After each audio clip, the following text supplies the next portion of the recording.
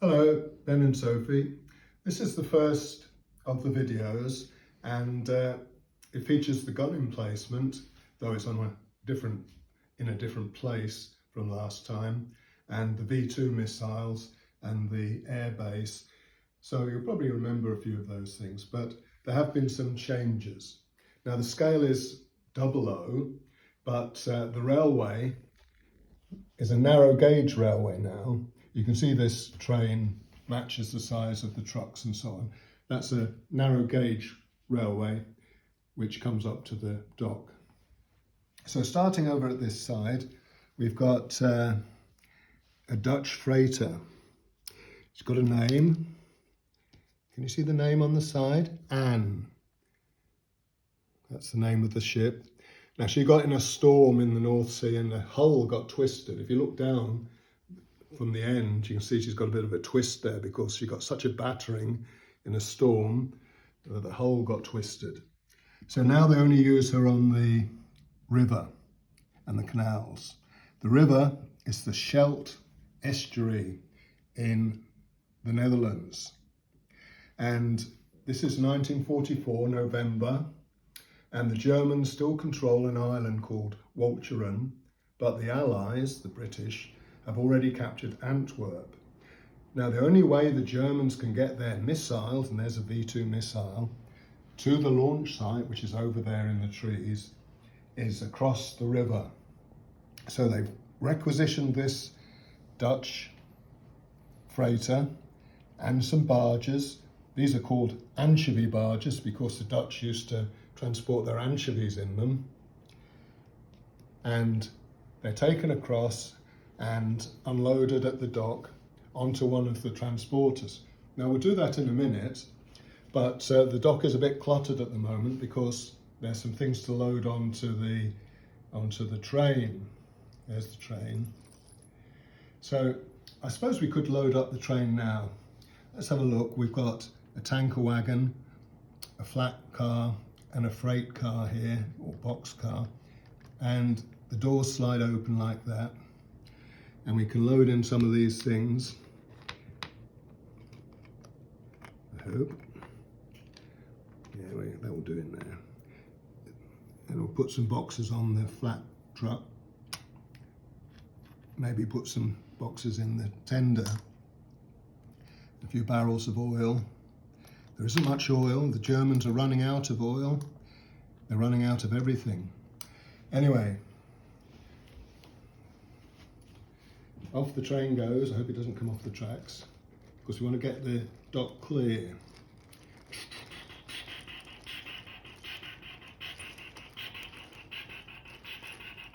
Ah, a signal. Why is there a signal?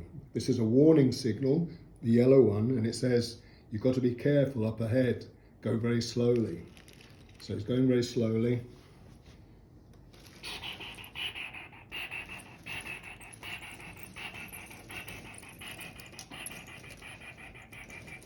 And another signal, this is the red one, that says stop.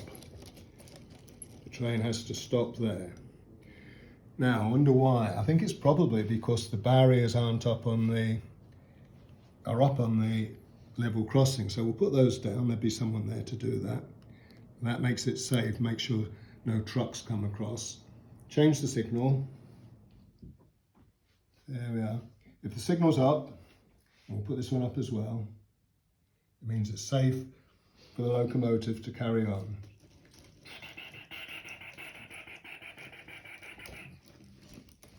This is where it normally unloads the oil. It could be diesel for the tanks or aviation fuel for the planes.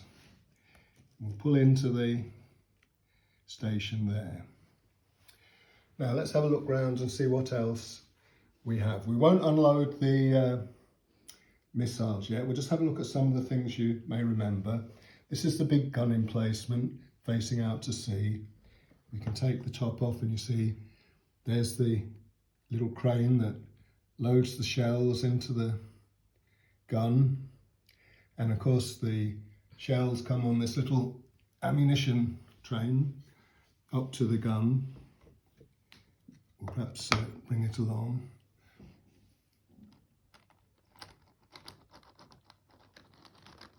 This is a little diesel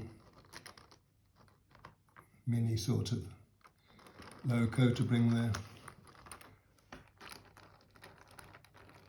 shells right up where they can be unloaded. And then there's a gun up here, just a light gun, as well as the big gun. Now, this is guarded by barbed wire. I don't know if you can see these coils of wire. Oops. Best if that went up there. And it goes around the top here as well.